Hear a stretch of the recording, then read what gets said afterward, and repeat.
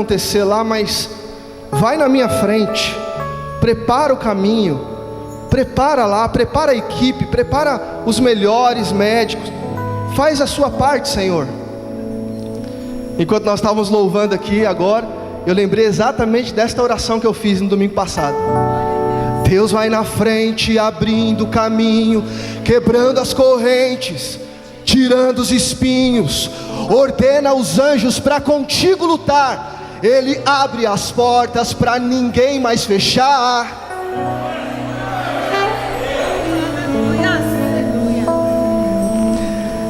Ele trabalha para o que nele confia. Quem confia no Senhor aqui? Ele é contigo de noite e de dia. Esse é o nosso Deus. É o Deus que nos tira da situação ruim e coloca esse sorriso bonito no seu rosto aí, ó. Dá um sorriso para a pessoa que está do seu lado. Fala assim: eu estou alegre. Fala aí: eu estou alegre no Senhor. Aleluias. É incrível que muita gente pode achar que o que nos move, o que nos traz aqui para um domingo à tarde, para um domingo à noite, são os nossos problemas. Quem tem problema aqui? São as nossas dificuldades, as nossas lutas. Mas eu quero te falar uma coisa: o meu e o seu problema, a minha e a sua dificuldade, não nos leva a lugar nenhum. Nós só estamos aqui hoje porque o Deus da alegria já nos deu a vitória sobre este problema e sobre essa dificuldade. Ele já venceu por nós. Ele já foi na frente e já fez o que tinha que fazer. Quem tem convicção disso? Convicção é algo assim que você não vê, não tem noção, você não consegue tocar, mas você sabe que existe. É fé. Quem tem convicção aí? Que o Senhor já fez. Então nós vamos orar agora.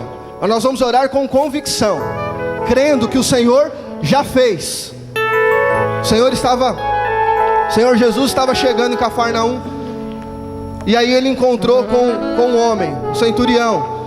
Ele disse: Senhor, tem um servo meu que está adoecido, está doente. Aí Jesus falou o que para ele? Eu vou curar. Não, tudo bem, eu vou curar. E aquele homem disse: não, Senhor, eu também sou alguém que entendo essa questão de autoridade, e eu sei que se o Senhor disser uma palavra, que se o Senhor determinar aqui, ele será curado lá. O que o Senhor Jesus fez? Ele disse: olha, essa fé aí, essa convicção aí é admirável. Pode ir, que ele já está curado. Queria que você se reunisse agora aí, em 3, 4 irmãos aí. Façam grupos de 3, 4 pessoas. Façam grupos aí. Mova-se do seu lugar aí, de preferência com quem você não conhece, com quem você não está acostumado. Os pastores e o Lê aqui, nós vamos orar aqui pela taça, pelos pedidos de oração também.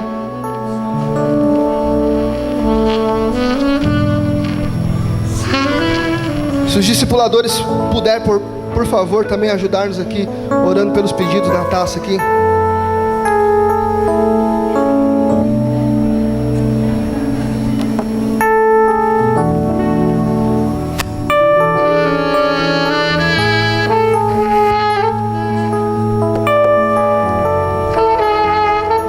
Aleluias. Deixa eu te falar uma coisa. O mesmo Senhor Jesus que estava diante daquele homem lá e que determinou a cura, é o Senhor Jesus que você vai orar agora aí. Pode parecer que é um negócio muito simples, né? Mas é algo sobrenatural. Que o mesmo Senhor Jesus daquele dia lá está aqui hoje, está esperando só você crer. O meu avô, o pai do apóstolo, quem conhece o irmão Custódio? Ele está sendo internado agora aqui, no hospital ali na Moca. Está sendo internado lá. Mas eu creio que se eu determinar aqui em Deus, o Senhor vai agir, assim como foi na vida da minha esposa semana passada, e vai vir com uma intervenção, e vai haver cura. Eu creio também que se eu e você determinarmos aqui na vida do irmão do Carlos, da Iraíus, que está com uma situação muito grave, muito ruim com o rim, se nós determinarmos a cura, ele será curado. Você crê nisso?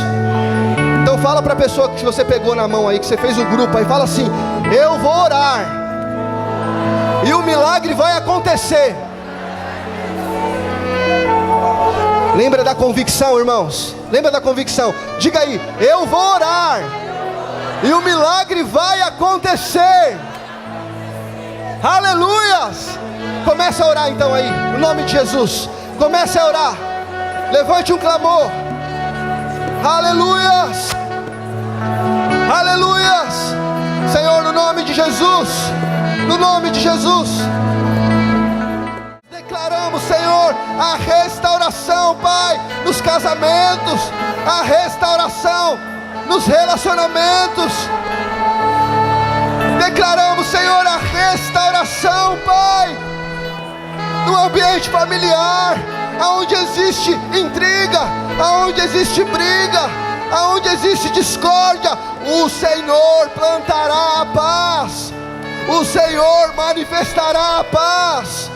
Deus, manifesta, Senhor, a Tua glória nesses dias, nas nossas casas, nas nossas famílias, nos nossos lares, Senhor.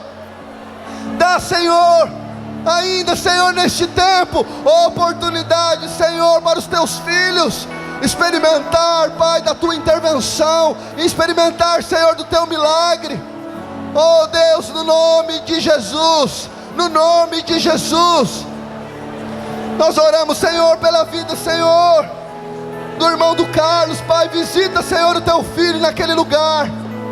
Nós determinamos assim, Senhor, como naquele dia, determinamos a Tua palavra, que o Senhor vá na frente, que o Senhor ordene os anjos, Senhor, para guardar. Meu coração é do meu mestre, o meu caminho é do mestre, minha esperança é meu mestre. Aleluias, glória a Deus, amém, amém.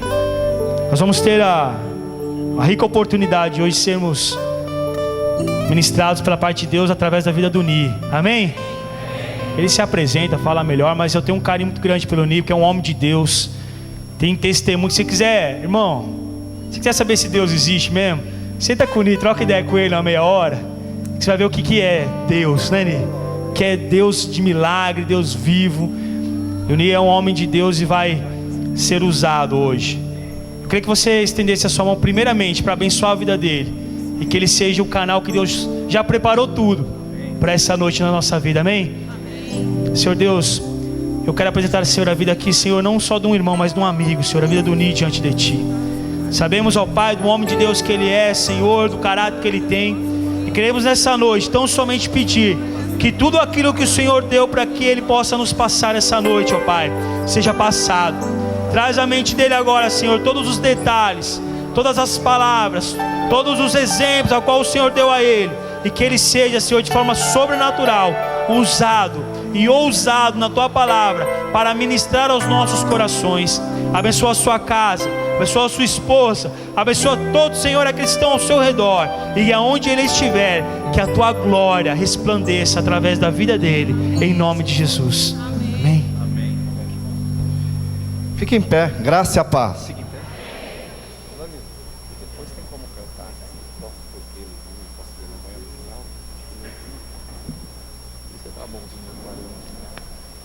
Graça e paz. Meu nome é Helenildo, tem muito novo convertido aqui que não me conhece. Meu apelido é Ni. Às vezes eu cometo algumas coisas. Hoje eu fui fazer a barba, rapaz. Não é a primeira vez, né? Aí me cortei. Tô com um negócio aqui que vocês vão ver a hora eu enxugando o suor e a hora estancando o sangue. Não é fácil, mas acontece. Abra a sua Bíblia em Lucas capítulo 6.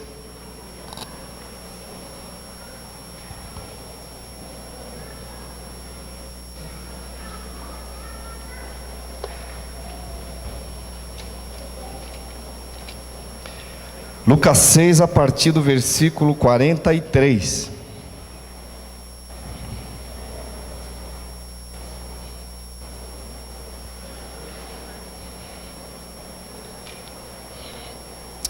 Vamos ler?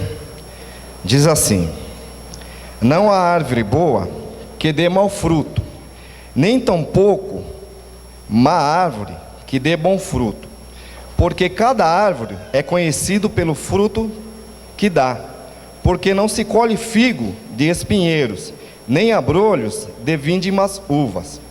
O homem bom, do bom tesouro do coração tira o bem, e o homem mau, do mau tesouro tira o mal, porque a boca fala do que está cheio o coração. Por que me chamais de Senhor, Senhor, e não fazei o que vos mando? Todo aquele que vem a mim e ouve as minhas palavras e as pratica, esse eu vos mostrarei aqui é semelhante a um que, edificando uma casa, cavou, abriu profunda vala e lançou o alicerce sobre a rocha, e vindo a enchente, arrojou-se o rio contra aquela casa, e não pôde abalar, por ter sido bem construída. Mas o que ouve a minha palavra e não a pratica, é semelhante a um homem que crê, que edificou uma casa sobre a terra, sem alicerce, e veio o rio contra ela, e logo desabou, e aconteceu que foi grande a ruína daquela casa. Amém? Vamos orar mais uma vez. Senhor, meu Deus e meu Pai, nós estamos aqui nesta noite. O povo é teu, a igreja é tua, eu sou teu, a palavra é tua, o mundo é teu, tudo que está aqui é teu, Senhor. Eu sou tão somente um canal de bênção, um transmissor da tua palavra. Por isso, nesta noite, toda honra, toda glória, todo louvor seja dado a Ti, que Tu és o centro da nossa atenção nesta noite. Não existe ninguém, Senhor, não existe nenhum motivo maior do que a Tua presença nesta noite. Por isso, ó Espírito Santo, reina em nosso meio. Por isso, ó Cristo, domina em nosso meio. Por isso, ó Deus Todo-Poderoso, faz maravilha em nosso meio. Por isso, ó Trindade, nós te pedimos, venha sobre nós, porque teu é o reino, o poder e a glória para todos sempre. Amém e amém. Podei vos assentar.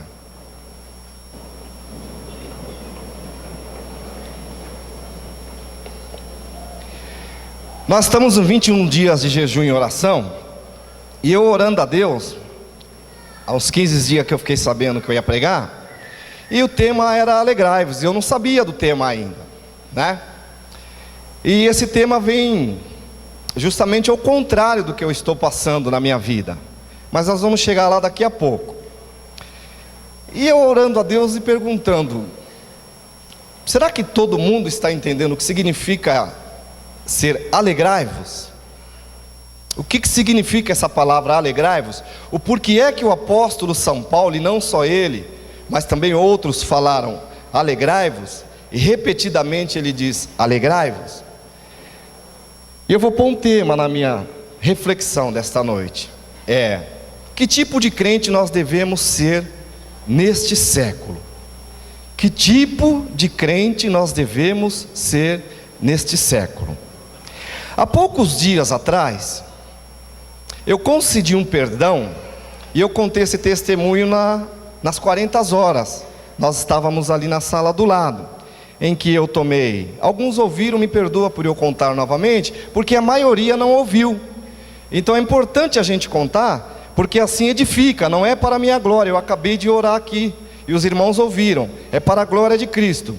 Eu tomei um tapa na cara, na frente da minha esposa, e na frente de um monte de gente, literalmente um tapa na cara.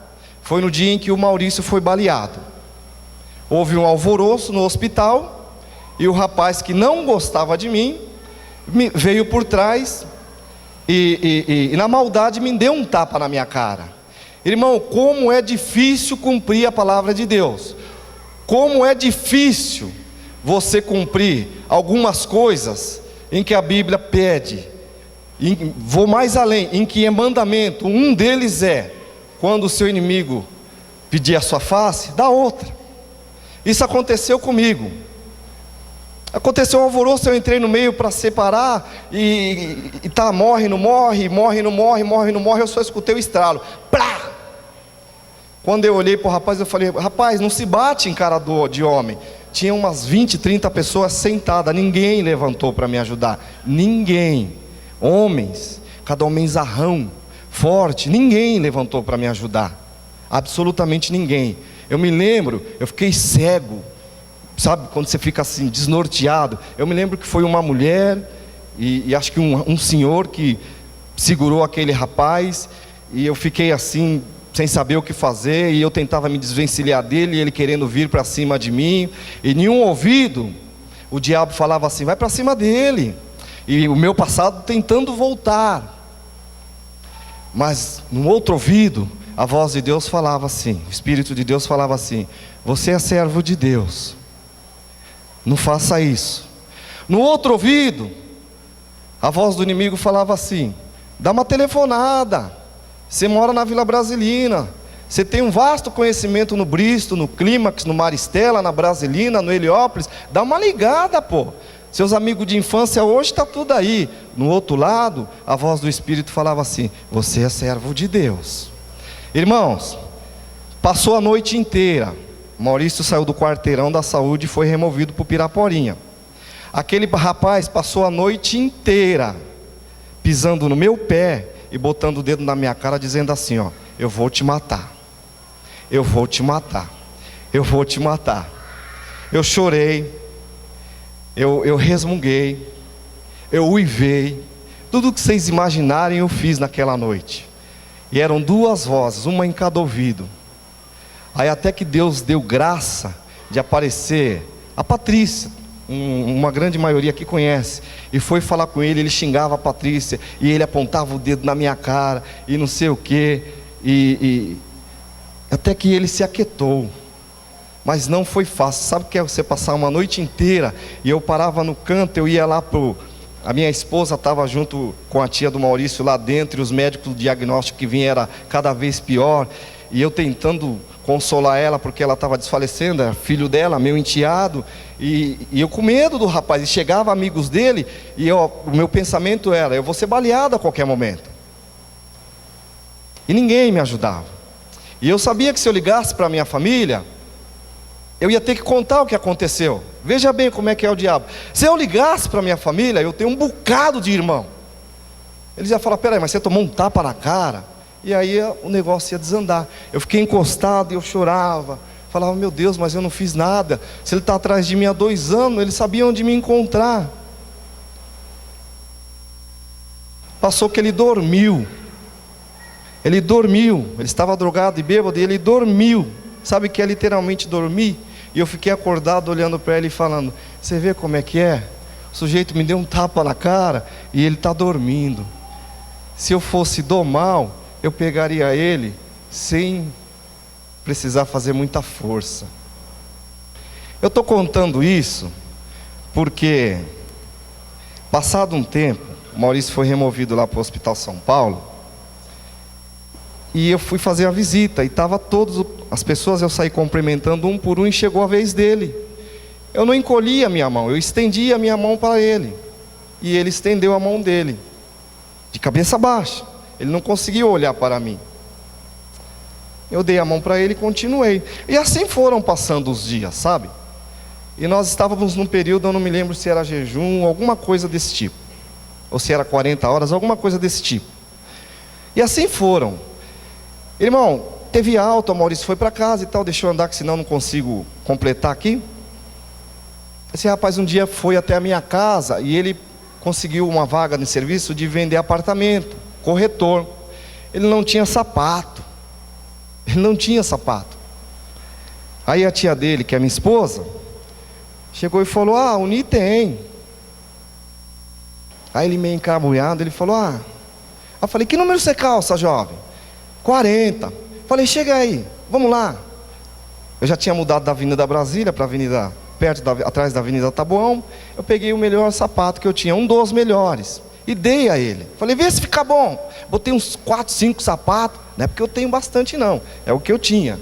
Marcelo que pegou o resto. Quebra gelo aí. Botei os melhores e dei a ele. Aí ele gostou daquele, não, depois eu devolvo. Eu falei, não, pode pegar. Aí a camisa, como ele é magro, ele não quis. E dei gravata para ele. E ele, me agradeceu e desceu. E o meu olho encheu de lágrima, né, por dentro. Porque se cumpriu na minha vida a palavra que diz assim: se o teu inimigo te maldiz, bendiga-o, porque tu amontoarás brasa viva sobre a cabeça dele. Eu vou dizer para quem não conhece a Bíblia, para os novos convertidos. É duro tomar um tapa na cara, novo convertido, e quem não sabe, é muito difícil. E nós estamos num jejum de 21 dias. E é alegrai-vos. Não dá para ficar alegre nessa hora. Não vem com conversa de que nessa hora você vai rir. Não vai. Não vai não. Você vai chorar. Se bobear, você vai querer ir para cima de quem? Não vai. Não vai. Mas se você conseguir passar esses 5 minutos, você vai colher cada fruto que eu vou contar aqui, que é maravilhoso. E o que é essa palavra?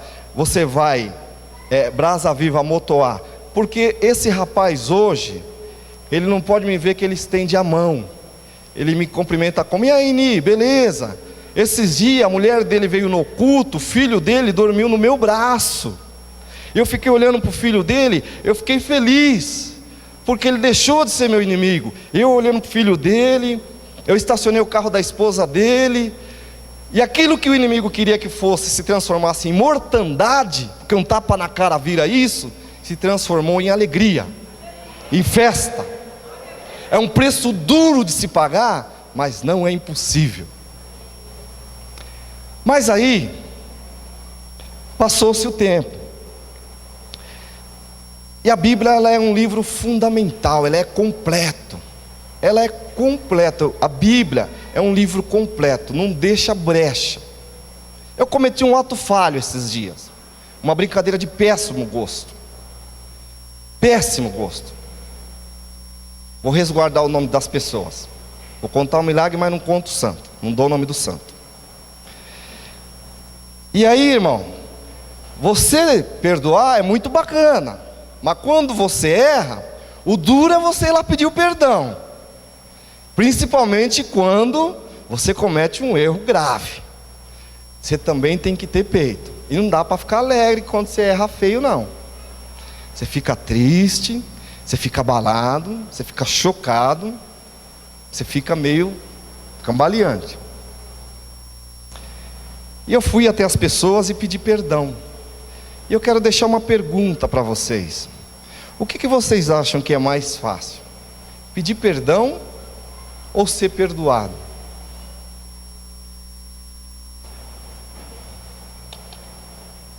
Porque eu fui perdoado pelo rapaz. Na verdade eu dei o perdão para ele. Mas quando você vai pedir o perdão para a pessoa, você tem que admitir primeiro, nós estamos fazendo um jejum. E esse jejum, a alegria é para que nós cresçamos também, não só ficamos alegres. Porque quando você cresce, você se torna uma pessoa feliz. Porque você cresceu na graça, no conhecimento. Você cresceu em Cristo. Quando você pede o perdão e você recebe o perdão, você tira 1 tonelada das suas costas. Você se sente uma pessoa melhor. Você passa, pelo menos foi comigo assim, você passa 1 dia, 2 dias, 3 dias pensando, pô, eu errei. Principalmente eu na minha posição social, posição como homem de família, pai de família, posição ministerial, posição como tudo. E eu tomei uma lavada, como se diz assim, um chá de moral, e falei comigo, pô, eu poderia ter agido de outra forma. Mas o que vale é assim, eu pude perceber o quanto que as pessoas estão dispostas a perdoar, e o quanto que o perdão faz bem, tanto para quem dá, quanto para quem recebe. Se eu não tivesse dado o perdão, talvez eu não teria recebido o perdão. É uma via de 2 mãos.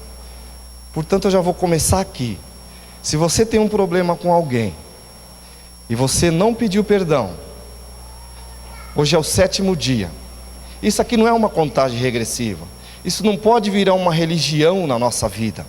Isso não pode virar um costume, como eu já falei nas 40 horas. Isso tem que ser uma coisa, isso tem que ser, é só uma data, é que tem que ter uma data colocada, porque senão a igreja vira uma bagunça. Mas isso tem que mudar o seu estilo de vida. Se você tem um problema, você tem que ter uma coragem. E eu não vim aqui pôr fardo nas costas de ninguém. Eu venho aqui simplesmente refletir contigo. Vá, peça perdão. Ou se alguém fez alguma coisa contigo, vá e perdoe. Perdoe, porque você vai crescer. E alegria, irmão, não é só de coisas boas. Alegria você também consegue arrancar desses tipos de coisas. Eu vou usar aqui um exemplo. Aquela mulher, ela ia ser apedrejada. Todo mundo aqui conhece o texto. Jesus livrou ela do apedrejamento. Falou, vai e não peques mais. A sociedade não quis mais aquela mulher, correto? Maria Madalena. Onde é que a gente encontra aquela mulher logo depois? Junto com Maria, mãe de Jesus, e com a família. Ela se tornou praticamente família da mãe de Jesus. Vê que coisa interessante é o perdão. Ele agrega, ele traz, ele ajunta, ele faz com que a outra pessoa se sinta amada, ele renova, ele levanta. Depois aonde a gente vai encontrar essa mulher? Lá nos pés da cruz. Depois aonde a gente vai encontrar essa mulher? Correndo junto com a mãe de Jesus lá no túmulo. Ela passou a ser integrante da família de Jesus. De uma ex-prostituta a uma integrante da família do Rei Jesus. Ninguém queria ela. A sociedade não queria uma ex-prostituta. Jesus deu perdão para ela. Ela passou a ser integrante. Zaqueu, ladrão, roubava todo mundo. Se morasse aqui, morava lá em Brasília. E estava aí nessa Lava Jato. Era o delator premiado. Aí ele ia delatar sem premiação mesmo. Jesus de repente olha. Ele já desce, irmão. Ele estava tão cansado daquela vida de roubo. Mas tão cansado, que Jesus não pediu para ele fazer aquela coisa. Se você parar para ler o texto e pensar friamente, Jesus não pediu para ele dar o dinheiro. Jesus só falou, Zaqueu, desce depressa, que hoje convém eu pousar. Só isso que Jesus pediu. Ele foi quem quis, foi ele quem se propôs a devolver 4 vezes mais. Chega uma hora que a pessoa fez tanta coisa errada na vida, que tudo que ele quer é uma segunda chance. Os historiadores contam que Zaqueu foi um homem que mais ganhou vidas ali naquela região. Veja bem, um homem que roubou tanto, assim que ele encontrou Jesus, que Jesus perdoou ele, as pessoas falaram, mas você vai na casa de publicano, de ladrão. Jesus nem queria ouvir as pessoas, ele sabia que aí é um filho de Abraão também, ele resgatou. Zaqueu falou, agora eu vou devolver o que era deles e 4 vezes mais. Ele não queria mais nada com dinheiro. Ele queria, na verdade, era a vida de volta. Ele queria, na verdade, era o perdão. Ele queria, na verdade, era uma chance, uma segunda chance. E assim foi. E depois dali para frente a vida de Zaqueu mudou. A terceira pessoa que é interessante, Nicodemos, um doutor da lei, que vivia de aparência. Aí agora eu vou falar com nós, igreja, corpo. Quantas vezes a gente vive de aparência? E aí Nicodemos vai à noite falar com Jesus, no calado da noite. E Jesus fala, nossa Nicodemos, mas você é um doutor da lei. Um homem que conhecia a lei no profundo do aramaico, do hebraico. Ele sabia quem tinha sido Isaías, ele sabia quem tinha sido Moisés, ele sabia do decálogo, ele sabia do Talmud, ele sabia tudo. Mas ele não sabia o que era nascer de novo. Jesus explicou para ele tudo. Ele falou, eu quero experimentar disso. E a Bíblia diz que depois Nicodemos, se você estudar a história da igreja, você vai encontrar Nicodemos lá nos anais da história da igreja. Um grande seguidor, porque ele recebeu também o perdão de tanto ter vivido na religião e passou a ser um seguidor. Alegrai-vos, 21 dias de jejum e oração, e nós entramos no perdão. Tanto dar quanto receber faz a gente crescer. O que recebe e o que dá. Que tipo de cristão você quer ser? Vamos andar. Jesus está terminando essa parábola aqui. Ele vem aqui no Sermão do Monte e ele vem começando com as bem-aventuranças. Bem-aventurado aquele que faz isso, bem-aventurado aquele que faz aquilo, bem-aventurado, se você ler os 7 inteiros, os 6 inteiros, você vai ver. Bem-aventurado aquele que faz isso. Depois ele vem com os ai. Ai daquele que fizer aquilo, ai daquele que fizer aquilo outro, ai daquele que fizer aquilo outro, até que ele chega numa parábola. Porque quando Jesus queria falar alguma coisa para que os doutores da lei, os hipócritas e fariseus não soubessem, ele falava em parábola. Aí ele cita essa parábola, semelhante a um homem, né? Ele diz: um homem edificou uma casa, e nessa casa tinha um fundamento. Ele fundou bem, fez um alicerce bem. As mulheres que não conhecem de alicerce é quando se cava bem aqui, como esse prédio aqui. Cavaram bem aqui para que suportasse bem as paredes. E quando viesse a tempestade, ela ia sofrer os problemas da tempestade, mas não ia sucumbir. Eu quero chamar a sua atenção em alegrai-vos, tempestade e a parábola de Jesus. Jesus não fala aqui nessa parábola que o homem construiu e que não ia ter tempestade, ao contrário. Ele fala nessa parábola que o homem construiu, mas construiu bem, ele fundou bem o alicerce, ele fez bem a casa e veio a tempestade. E eu não vou fazer trocadilhos como é que está a sua casa. Eu não vim aqui com esse propósito essa noite. Eu vim fazer uma reflexão contigo. Eu vim aqui dizer para você, perguntar para você: é possível o crente passar por tempestade? Ele acabou, cadê Gabriel aqui? Não está por aqui. Ele acabou de falar que a esposa dele, eu estava aqui domingo, nós estávamos aqui, estava bem, passou por uma cirurgia de emergência. Irmãos, nós somos crente, nós somos corpo de Cristo, mas nós não estamos isentos de certas coisas neste mundo. Agora, vai de como nós construímos a nossa casa. A parábola aqui Jesus disse: um homem construiu uma casa com um fundamento tamanho que veio a tempestade, a casa se abalou, mas não caiu. Isso significa o quê? Que nós estamos passando por um momento, e esse nós estamos passando não é agora, querido, não é em 2015, já faz um tempo, já faz uns anos.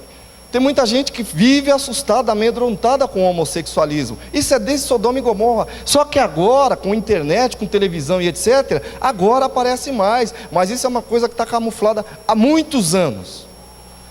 Sabe? O que nós estamos vendo hoje são coisas que agora chegam aos nossos olhos e aos nossos ouvidos com muito mais facilidade. Essa barbárie de um povo que está sendo massacrado lá, os sírios, que não consegue entrar em um país sequer para comer.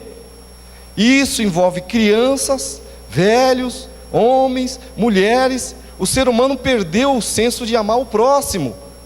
Países ricos, milionários, os chamados G4, Alemanha, França, Inglaterra, o outro eu não me lembro, não é capaz de traçar um plano para pelo menos falar: não, vamos pegar esse povo e fazer alguma coisa, porque esse povo, eles estão preferindo morrer afogado do que morrer na bala.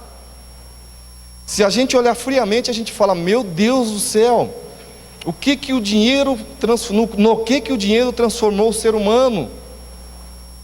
E eram países, para quem não sabe, o evangelho começou nesses países. Se você der uma estudadinha, você vai pegar a Etiópia, a Filipinas, você pega aí, depois você pega a Grécia, depois da Grécia você já pega a Espanha você pega a França, você pega a Itália, tanto é que a gente fala de Roma, e você vai olhando ali a França, e você vai, a Europa ali foi o berço do evangelho, e hoje se encontra nessa frieza, onde dá as costas para o ser humano, um país também evangélico, a Síria, eles dão as costas. A Áustria fechou a fronteira, e hoje se entrar vai preso. Eu fico olhando aquilo e eu falo, o que vai ser desse povo? Nós aqui no Brasil estamos vivendo momentos muito difíceis, aonde, por causa de uns e outros que meteram a mão no dinheiro, eu vi um monte de desempregado aqui. Eu não vejo só aqui, eu vejo na rua quando eu passo, com a pastinha na mão, e eu abençoo. Eu não sei, eu falo, meu Deus, tem misericórdia. Se não arrumou, que Ele arrume. Se Ele arrumou, que Ele seja bênção, que Ele, né, tenha êxito no trabalho. Estamos passando por momentos difíceis. Eles estão tentando achar uma estratégia que parece que não vai dar certo. Uns dizem que vai, outros dizem que não vai. E nesse meio tem evangélicos. Agora, como é que nós estamos encarando isso? E como é que nós vamos viver essa palavra? Essa palavra está na Bíblia, Filipenses 4, alegrai-vos sempre no Senhor. Outra vez digo, alegrai-vos. Parece que nós estamos indo na contramão, não é? Era para estar pregando o quê? Se fosse ver mesmo, era para estar pregando o livro de Lamentações, de Jeremias. O profeta chorão. Irmão, se for ver bem, o país quebrado recebeu uma carta aí que é aquela que o oficial de justiça dá assim e fala, ó, vai ser penhorado sua casa. Nós recebemos essa carta esses dias, o país. Então era para nós estar lendo aqui sobre Jeremias. Oh Deus, tem misericórdia e não sei o que. Aí de repente vem um banner desse, alegrai-vos. Mas por quê? Daqui a pouco nós vamos chegar lá. Eu vou dar algumas definições de que tipo de cristão nós devemos ser. Nós devemos ser um tipo de cristão de caráter. Quando tudo vai bem, a gente ri, a gente brinca, a gente é alegre, o semblante é legal, e a Bíblia diz que um coração feliz formoseia a face. Quando a saúde vai bem, quando a conta bancária vai bem, quando o carro vai bem, quando o time de futebol ganha, desculpa aí vocês que perderam, fazer o quê? Desculpa aí. Tudo vai bem, né? Quando a família vai bem, tudo vai bem. Mas nós precisamos ser um tipo de cristão de caráter. Nós precisamos entender que Deus é um Deus que também prova. Deus, eu vou repetir, é um Deus que também permite que nós passemos pelo vale da sombra. O salmista, um dos maiores oradores da Bíblia, ele diz o seguinte: ainda que eu passar pelo vale da sombra da morte, eu não temerei mal algum. Por quê? Porque o Senhor está comigo. É um caráter definido. Não é só a fé dele. Eu não paro só para pensar na fé de Davi, mas eu paro para olhar o caráter de Davi. Quando ele errou, ele foi lá orar. Já foi pregado outro dia pelo apóstolo, parece. Mas ele também, quando estava ruim as coisas, ele mantinha o caráter dele. Deixa eu caminhar aqui. A outra coisa que nós temos que definir como cristão: o que te empolga agora? O que te empolga agora? Está ruim para todo mundo, até para quem está empregado. Tem que trabalhar bastante para não perder o emprego. E para quem perdeu, tem que trabalhar bastante para arrumar. Mas o que é que te empolga agora? Ou você perdeu a empolgação? Você perdeu a vontade de viver? Você perdeu o ânimo? Ou Deus só era Deus, ou o Espírito Santo só era Espírito Santo, ou Jesus só era Jesus, quando Ele te dava as coisas, entre aspas, as coisas. Será que Jesus morreu na cruz do Calvário? Deixa eu pensar aqui. Será que Jesus morreu na cruz do Calvário só para dar coisa? Será, irmão? Certa feita Paulo diz o seguinte: nós somos forasteiros nessa terra, nós somos estranhos nesta terra. Foram perguntar para ele, os tessalonicenses: Paulo, mas como é que é, não sei o que. Ele falou: calma, que a vinda do Senhor será próxima. Anda nessa terra como se ela não fosse nossa, porque nós somos forasteiros, nós estamos de passagem. Nós temos que trabalhar? Temos. Nós temos que comer? Temos. Nós temos que fazer as coisas? Temos. Mas anda olhando para o alto, observando as coisas do alto. Não se apega muito nessas coisas, porque logo nós vamos ter uma vida lá no céu e para sempre, definitiva. Não ponha sua mão aqui, porque vem crise, vem doença, vem morte, vem tragédia, de um jeito ou de outro, e não é pessimismo, é realidade. Como é que vai ser a sua empolgação?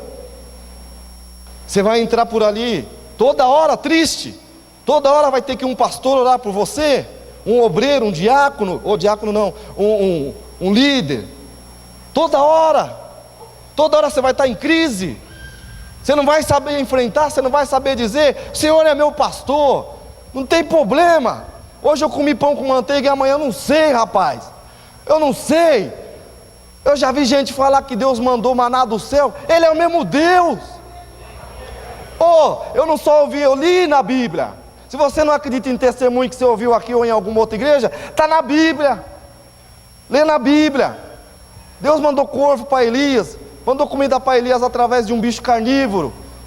Quantos testemunhos você já ouviu que o camarada não tinha o que comer, aí Deus levanta o outro lado da zona leste, para levar comida lá na zona sul, o cara nem conhece, mandaram te entregar a quem? Deus mandou te entregar. Mas que Deus? O mesmo Deus que eu sirvo. É assim que Deus faz. Agora o que você não pode ter é uma crise de integridade, uma crise de identidade. Toda vez que você entrar ali, que chamar, você vem aqui com o mesmo problema e com o mesmo pensamento, essa oração vai resolver o meu problema. Não. Você tem que pensar o seguinte: eu estou passando, mas vai passar. Vai passar. E eu sei do que eu estou falando, hein? E eu sei que muitos aqui também sabem.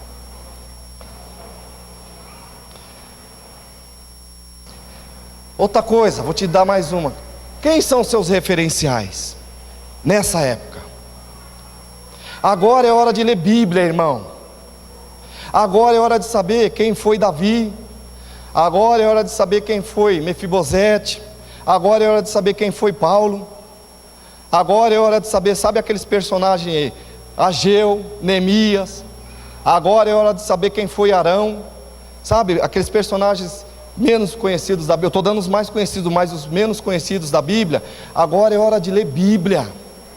Agora é hora de se mergulhar nisso aqui e falar: rapaz, eu vou estudar a palavra de Deus.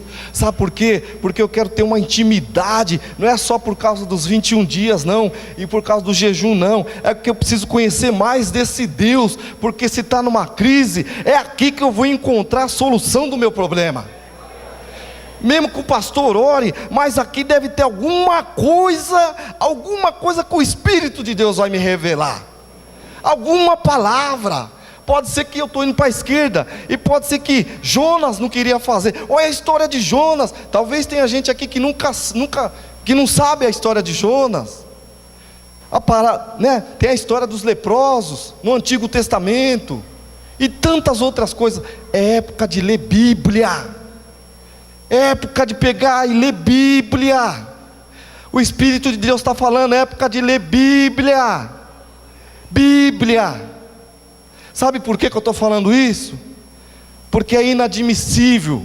Uma vez eu fiz uma brincadeira, mas não foi uma brincadeira, na verdade eu queria saber qual era o nível de intimidade que aquela pessoa tinha com Cristo e com o Evangelho, e a pessoa não soube me responder o nome dos discípulos, com já tantos anos de igreja. É inadmissível. Mas sabe a escalação do time de futebol? E eu não estou falando contra o futebol, eu gosto de jogar futebol. Eu e o Nori somos os melhores do time da igreja. Ou eu falei alguma bobagem? Pogba. Ô Nori, nós com essa idade, correndo atrás do Abner com 18 anos, André com 20 e pouco. Não estamos bem? Estamos bem, não estamos? Né? O camarada sabe a escalação do time, mas não sabe o nome dos discípulos. Então você não sabe nada de Jesus. Significa que você não lê Bíblia. Vou voltar lá no começo. Eu não estou pondo fardo no seu ombro. Eu vim aqui como um canal de bênção. E antes de eu falar com você, Deus falou primeiro comigo. Tanto é que eu falei da correção que eu passei há uns 15 dias atrás. Foi difícil para mim subir aqui, tive que orar bastante. Eu estou simplesmente tentando te ajudar e tentando me ajudar para que nós possamos ser alegres, para que nós possamos chegar lá fora Porque o povo, irmão, o povo lá fora não... Eles estão se alegrando numa bebida, na droga, é o que nós escutamos aqui todos os domingos, e é verdade. Vamos lá para o próximo passo. Jesus falou da árvore, e falou dos frutos. Como é que eu sei que eu estou dando bons frutos? Por exemplo, pelos meus hábitos. Pelos meus hábitos. Que tipo de hábito que você tem? Que tipo de hábito que você tem? É fácil, irmão, parece que é difícil, mas não é não. Existe algum tipo de hábito que a gente só perde, principalmente para o novo convertido? Não se assusta, você não vai, novo convertido, você não vai virar santarrão da noite para o dia, isso é balela, isso não existe. A Bíblia diz, transformai-vos, que está ali atrás, é etapa.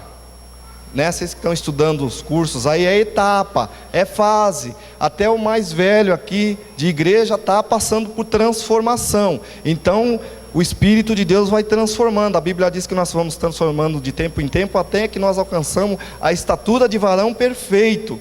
Mas tem que acontecer alguma coisa. Você tem que deixar de fazer aquilo que você fazia lá fora. Porque se você entra aqui, ou na sua casa, quando eu digo aqui é porque nós estamos reunidos nesse momento, mas quando você está na sua casa, ou no seu local de trabalho, e você continua fazendo as coisas que você fazia antigamente, tem alguma coisa errada aí. O Evangelho não está te transformando, ou você não está dando brecha para que o Espírito de Deus te transforme. E tem uma coisa que é intrigante, chamado livre-arbítrio. Deus não vai te forçar, Ele não vai te obrigar você a fazer nada, Ele vai te convencer, Ele vai te pedir, mas Ele não vai te obrigar. Sabe por que as pessoas saem da igreja?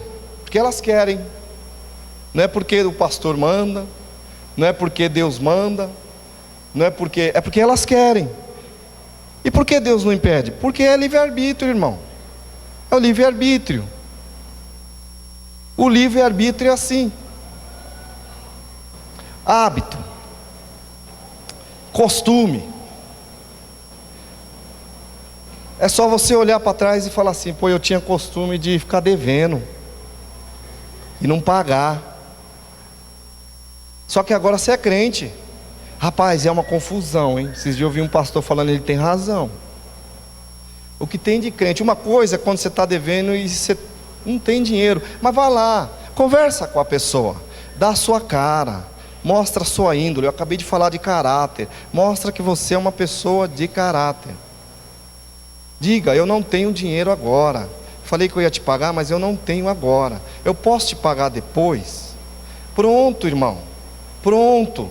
A pessoa pode até te dar uma dura. É melhor você receber uma dura do que você receber o nome de caloteiro e outra, escandalizar o Evangelho. Eu ouvi o pastor falando esses dias, numa rádio, não lembro onde foi, que o que tem de gente devendo das igrejas que fecham as portas, devendo aluguel, mas está uma coisa assim, desenfreada. Mas aí é um acerto que eles vão ter com Deus. Na verdade sobra para nós, porque eles generalizam tudo. Aí você vai comprar, você não tem mais hoje a liberdade de dizer que é crente. Você tem que ficar meio acuado, porque você fala que é crente e o camarada já fala: ih, rapaz, esse cara vai querer me dar um nó. Paga à vista e adiantado, antes de levar o produto.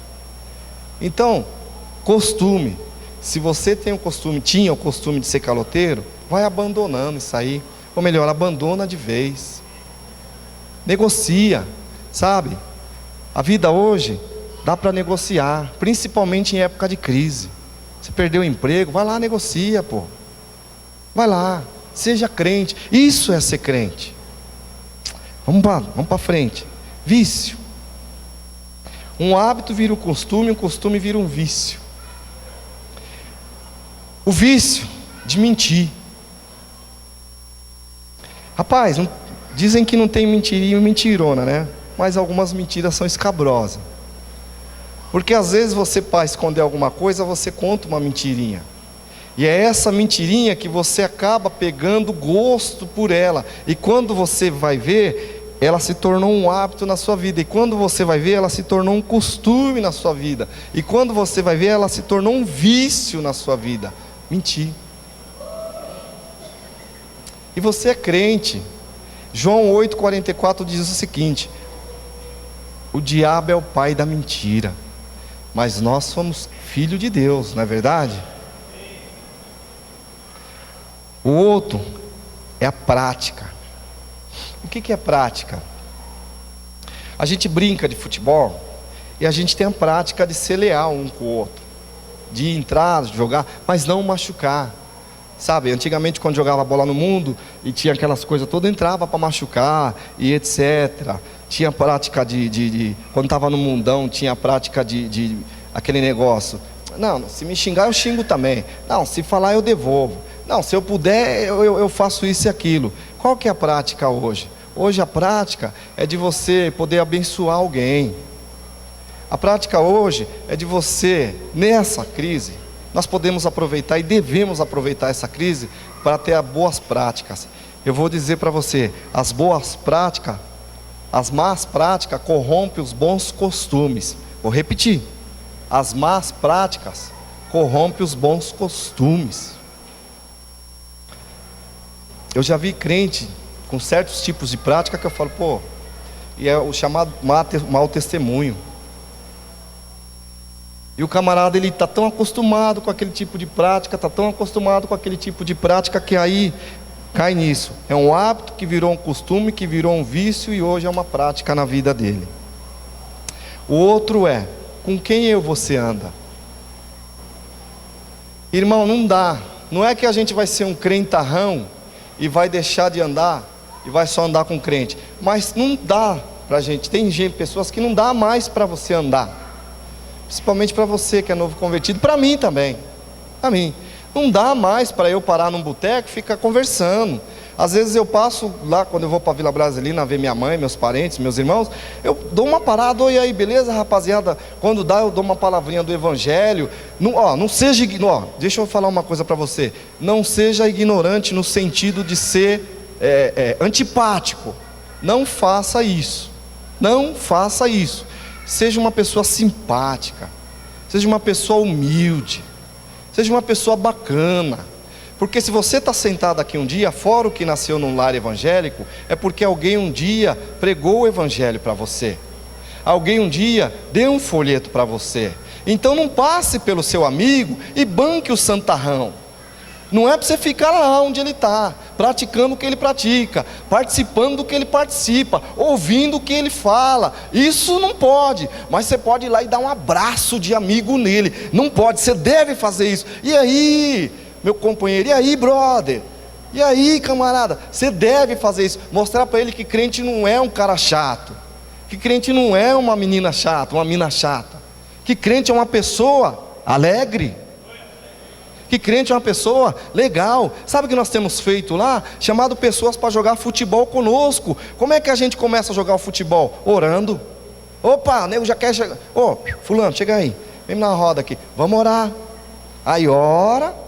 Quando termina, independente de quem ganhou, de quem perdeu, não, tem que orar. E aí as pessoas observam o quê? O que acontece no meio dos crentes. Pô, além dos caras jogar a bola bem, eles oram. Isso é interessante. Eu falo jogar a bola bem. É uma pegação no meu pé. Eu estou estudando na internet, gente, para ver se eu melhoro, pô. Entendeu? Vou melhorar, vocês vão ver. Então, não seja isso. Porque aí você vira um fanático. Não é verdade? Você vira aquele fanático. E aí você perde a sua amizade. Aí o cara que andou com você 20 anos, 10 anos, aí você se converteu. Você passa por ele, aí o cara fala, eu vou para a igreja nada, Deus me livre. O cara era meu amigo, agora o cara não me dá nem boa noite. E isso com família também.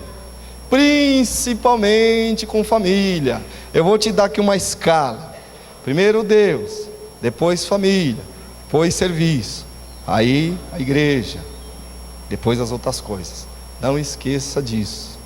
O emprego está ligado com a igreja, mas é Deus. E não esqueça, quantas famílias eu vejo hoje reclamando porque a pessoa ela não vai ver o pai, ela não vai ver a mãe, e aí ela põe a culpa na igreja. O pastor não está nem sabendo disso, os líderes não estão nem sabendo disso. É a pessoa que acha que a igreja vai resolver o problema dela, que ela está lá na casa dela. Amém? Já estou terminando. A outra coisa que você deve se preocupar. Jesus certa vez perguntou para os discípulos: o que as pessoas dizem de mim? Aí Pedro falou: uns dizem que tu és profeta, outros dizem que tu és Messias. Você deve se fazer essa pergunta: o que as pessoas de boa índole pensam de você, pergunta de você, fala de você? Faça essa análise. O que os seus vizinhos acham de você? É importante, gente. É importante, porque às vezes a gente está fazendo coisas que a gente não percebe e está dando mau testemunho no emprego, na rua, na casa, sabe? Em todos os lugares. É importante. Jesus fez essa autoanálise dele. O que as pessoas pensam de mim? Ele perguntou para os discípulos. Ele tinha essa preocupação. Então, faça também essa análise. O que as pessoas estão pensando de mim? Talvez alguém deve falar para você: as pessoas pensam que você é muito chato, meu. O pessoal fala que você é insuportável. O pessoal fala que você virou fanático. Aí dá tempo de você dar uma corrigida. E para terminar, a Bíblia diz o seguinte: que como de árvore boa não dá fruto ruim, a Bíblia diz que eu não posso ser juiz de ninguém, julgar ninguém, mas a Bíblia diz que eu posso inspecionar fruto. Nós podemos, principalmente os nossos, né? Então eu posso inspecionar o seu fruto, você pode inspecionar o meu. Irmão, se você me vê, ou se eu te ver, você numa roubada, é mais fácil chegar para você e te falar. A Bíblia diz que se você livrar alguém de um abismo, você salvou uma alma de ir para o inferno, você salvou o mundo. É interessante isso. Eu vou terminar. Nós estávamos com o Maurício doente, como todos sabem. E para eu pregar essa palavra, eu não teria quase que motivo se não fosse a graça de Deus na nossa vida. Há pouco tempo atrás, nós estávamos em casa, eu tinha acabado de jogar futebol, e o Fabrício começou a apresentar alguns problemas. O Fabrício é o irmão do Maurício, meu enteado, 24 anos de idade. E aí, ele começou a ficar ruim, muito ruim, muito ruim, muito ruim. E eu e a mãe dele pegamos e levamos ele no hospital, era num sábado isso. Nós já temos um em casa que é tetraplégico, só mexe daqui para cima. E levamos ele. Imediatamente, a médica, só tinha uma clínica lá, olhou e imediatamente ela falou: vou internar ele. E olhou os exames dele e falou: nunca pediram um exame de crânio nesse menino? Falou: não. Ela falou: eu vou fazer um exame aqui e vamos ver o que dá. E a gente lá. Quando chegou o resultado, apareceu um monte de ponto, algumas coisas assim. Ela falou: eu não sou neurologista, vou mandar para um amigo meu e vamos ver o que acontece. Ela recebeu de volta um telefonema, e o neurologista lá da onde ela ligou falou: interna rápido. No sábado, no mesmo dia, foi para o Ruge Ramos, para o hospital. E foi detectado naquele dia que ele sofria de esclerose múltipla. Remédio rápido, dose cavalar, porque o negócio estava já em estado bem adiantado. Quando a gente pensa que tudo já aconteceu na vida da gente, por isso que Jesus falou dessa parábola, que se a gente não fizer uma casa e for bem alicerçada, e ele está falando ali, ele está pregando para crente, não é para incrédulo. O vento bate, você não aguenta, e o vento bate. Quando a gente recebeu essa resposta, a gente ainda ficou na esperança de que fosse alguma coisa passageira. Quando foi na segunda, passou o neurologista, ele pediu o segundo exame, só confirmou aquilo que a gente já sabia. Ele falou: mãe, infelizmente ele tem. Ele tem, já estava atrofiando os nervos, as pernas. E foi muito difícil. Foi muito difícil. Um menino de 22 anos, o outro de 24 anos, na flor da idade, um numa cama, o outro numa cama de hospital, uma irmã de 21 anos, a minha família, minha esposa e eu. E eu pensei que era só o Maurício. Irmão, diante de Deus, sério, tudo que eu falei é sério. Sério, eu pensei, eu acho que depois do Maurício Deus vai dar um tempinho para mim, porque ainda não estava nem para mim. Aí falei, não está nem no começo, mas veio essa pancada. Você imagina, uma hora alguém tinha que ficar com o Maurício para alguém ir visitar o Fabrício, outra hora alguém tinha que amparar a irmã, porque os dois irmãos estavam doentes, e doença irreversível. E nós somos crentes, nós somos servos de Deus. Até outro dia a nossa casa era célula, nós orávamos, nós continuamos orando, mas nós abríamos a porta para pessoas receberem oração. E aí uma vez eu cheguei e o Maurício estava chorando. Nunca contei isso para a mãe dele, ela vai ouvir agora. Ele falou: meu irmão está lá por causa de mim. Como que você vai administrar uma situação dessa? Eu falei: não é por causa disso, é assim, é porque eu estou assim. E ele não aguentou. Fui conversar com a irmã, ela falou: por que está acontecendo tudo isso? Até outro dia meus irmãos andavam, agora nenhum deles andam. Como que você vai administrar tudo isso? No outro dia você tem que levantar para trabalhar. Aí você olha para sua esposa, está ali minha esposa. A nossa oração era choro, mas o tema é alegrar-vos. Eu vou terminar, fica quieta aí. A nossa oração era choro, choro, lágrima. Tem misericórdia, Jesus. Ia visitar, olhava no remédio, eu não falava nada para ela, mas o remédio não diminuía. E tome remédio. E o médico falava: não, ele vai ficar aqui pelo menos uns 7 dias. Chegava lá, o Maurício, eles são muito apegados, irmão. Pra vocês terem ideia, o Fabrício não deixava ninguém fazer nada pelo Maurício, desde escovar o dente até dar comida. E ele lá, ele sentia a falta do Maurício, e o Maurício aqui sentia a falta do Fabrício.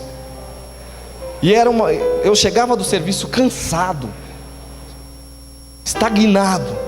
Eu abria a porta e eu falava: meu Deus, me dá graça, renova minhas forças, me ajuda. Eu até falei com meu patrão que ele está ali, com a minha patroa que ele está ali, que a gente brincava, eu e a minha esposa, de assim, não passar por outro a tristeza. Mas chegava a hora que não tinha jeito. Como é que foi o seu dia? E tinha dia que eu não tinha vendido nada ainda, percorria sei lá quantos quilômetros, semblante caído, sabe? Aquela coisa difícil. Eu falava: foi uma bênção. E os meninos? Aí eu estou indo lá ver o Fabrício. Então vamos lá. O Maurício, e tinha que levar o Maurício para fazer fisioterapia. Tudo continuava. E a gente foi nessa luta. Você imagina, vocês aqui que tem 20 e poucos anos, vocês são cheios de saúde. Imagina uma casa com 2 jovens. Menos de um ano eu estou falando. Isso aconteceu com nós menos de um ano. Agora em novembro que vai completar 1 ano do Maurício. Você imagina, em menos de um ano eu tive que mudar de casa. Em menos de um ano eu tive que montar um mini hospital dentro da minha casa. Em menos de um ano aconteceu com o Fabrício. Tudo isso. E a gente dobrava o joelho de noite, de dia, de madrugada. Aí um dia eu estava sentado no carro e vi uma folha de uma árvore cair.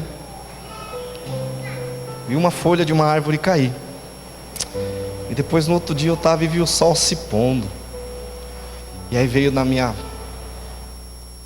meu coração uma voz dizendo assim: tá vendo aquele sol lá? Então, Deus só mandou ele nascer uma vez só, não mandou 2.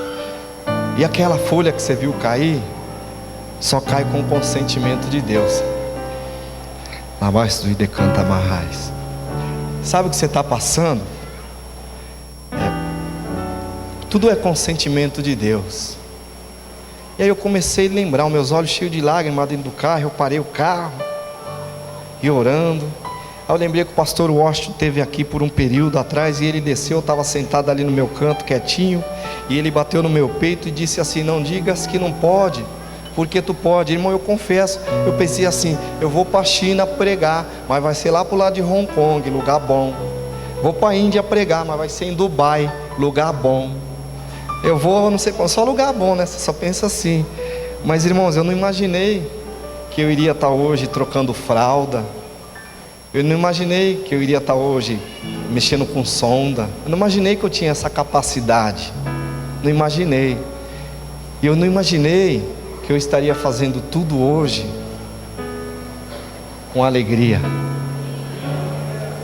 Não imaginei.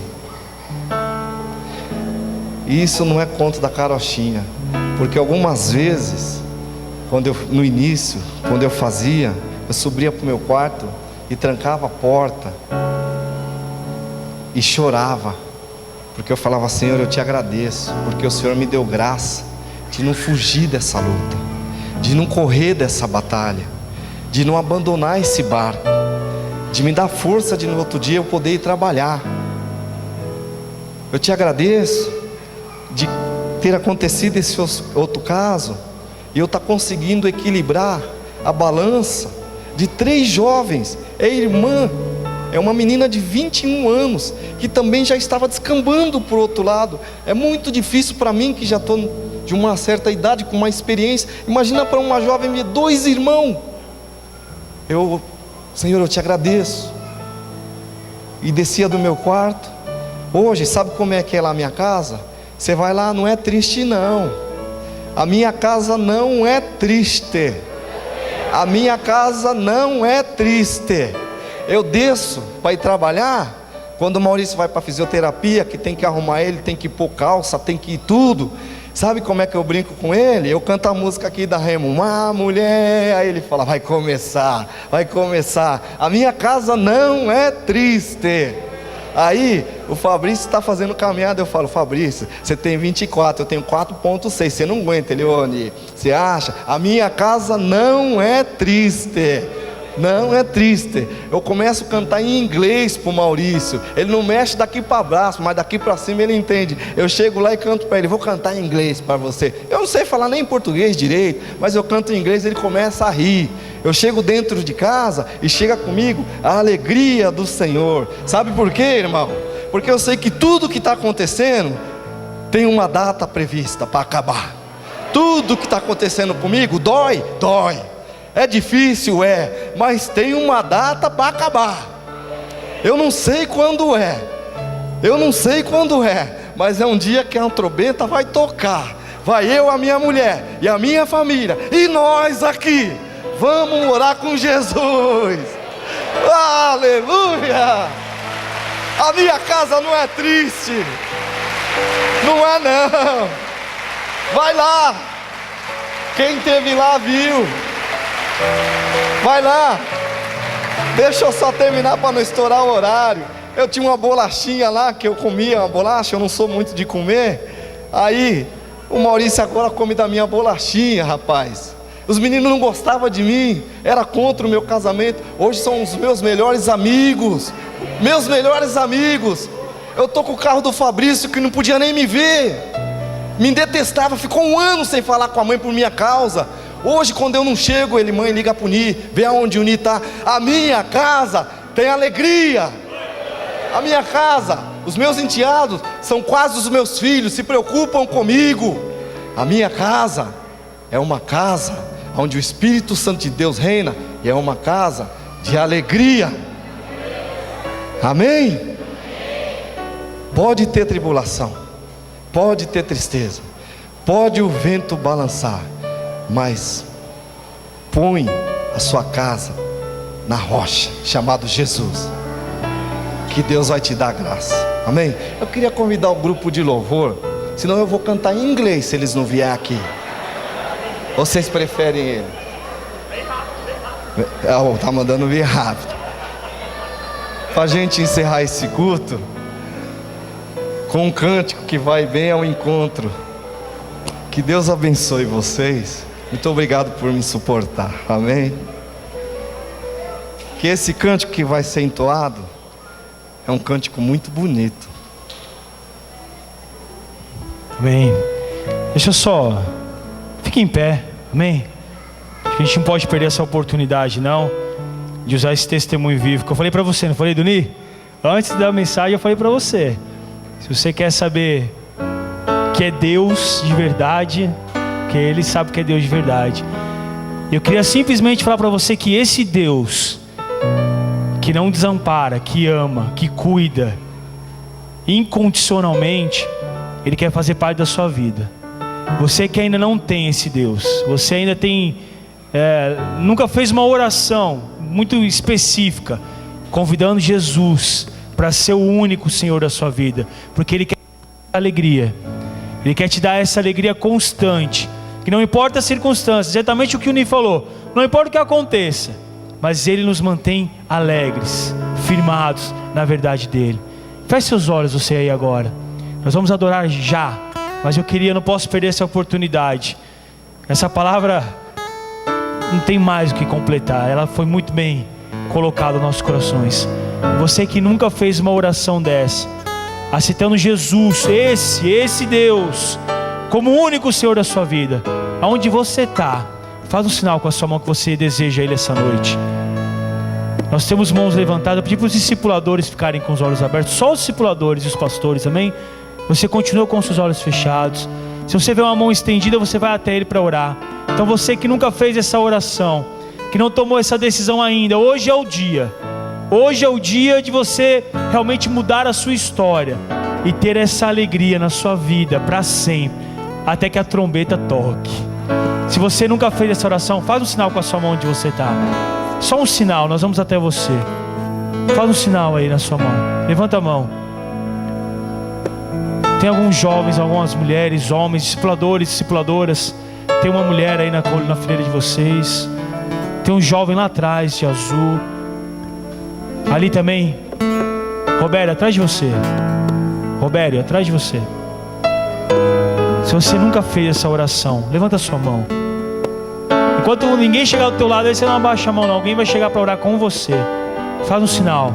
Eu quero essa alegria. Eu não consigo ver, eu não consigo entender como é que pode, diante dessas circunstâncias e situações, ter essa alegria. Mas uma coisa eu posso dizer para você: entender é difícil, viver parece complicado, mas ela existe. Nós somos verdadeiramente alegres no Senhor por aquilo que Ele faz em nós. Então onde você está? Estende a sua mão. Se ainda não chegou ninguém do seu lado, estende a sua mão. Fala: eu quero esse Jesus, eu quero essa alegria. Amém. Não perca a oportunidade. Okay? Você não precisa acabar os 21 dias para ser alegre, não. Você não precisa chegar na segunda-feira para ser feliz, não. É hoje. Hoje é o dia que Deus quer essa alegria para você. Onde você está? Você que ainda tem medo, indecisão, deixa eu te dizer uma coisa: o tempo é agora, é hoje. Ah, mas e o que eu tenho que arrumar? E todos esses pontos que o Ni disse aí, que falou comigo, realmente falou com todos nós. Mas deixa eu falar alguma coisa para você. Vai ser muito mais fácil você corrigir as dificuldades e os problemas com Cristo do que tentar resolver eles sozinho. Eu digo para você que é impossível, na força do teu braço, você resolver tudo sozinho. Mas com o Senhor, Ele é o braço forte que vai te ajudar a vencer. Onde você está? Estende a sua mão aí. Faz um sinal rápido para mim. E nós vamos até aí orar com você. Amém? Vamos orar todos. Você que está do lado dessa pessoa, tem um jovem aqui, pai. Faz uma oração com ele de confissão. Apresenta para ele Jesus. Faça para ele uma oração de que, olha, Jesus é o Senhor da sua vida agora. E Ele vai mudar essa história. Dá honra, Ni. Ora. Senhor nosso Deus e nosso Pai, nós estamos aqui ainda na Tua presença, meu Deus. Alcança essas vidas que estão aqui nesta noite. Espírito Santo, Tu conhece o coração de cada um. Tu conhece a necessidade e a dificuldade de cada um, meu Deus. Rei Jesus, Tu morreu por cada vida nesta noite. Tu morreu por cada um, meu Senhor. Meu Deus, talvez essa vida entrou aqui nesta noite com o coração dilacerado. Talvez entrou aqui nesta noite sem saber qual rumo tomar. Talvez no fundo do poço. Mas nesta noite em teu nome, ó Rei da Glória. Eu quero te pedir, vá ao encontro, tenha misericórdia, como foi ministrado nesta noite. Encha esta vida de alegria, encha esta vida com teu Espírito Santo, restaura esta vida, traga de volta a alegria do Espírito Santo nesta vida, ó Pai de amor, ó Deus de bondade. Assim como foi a parábola do filho pródigo, assim seja com esta vida. Nós estamos aqui como igreja, nós estamos intercedendo nesta noite. Nesta noite nós não queremos ouro nem prata, mas nós queremos salvação, nós queremos que o reino seja implantado nesta vida, meu Deus. Ó Espírito Santo, seja com essas pessoas, meu Senhor, na família dessas pessoas, no lar dessas pessoas. Alcança por misericórdia e por bondade, meu Deus, e que através da tua palavra, através do teu Espírito, possa ser alcançado os lares, também aqui neste auditório, as pessoas que não vieram, as pessoas que não puderam vir, que possam ser alcançadas lá, Senhor, e que a tua palavra seja lá, Senhor, estendida lá, e que a alegria do Espírito Santo também reine lá neste lugar, em nome de Jesus, amém e amém. Você pode aplaudir ao Senhor, amém? A Ele a honra, a Ele a glória, a Ele todo o louvor. Aleluias. Glória a Deus. Glória a Deus.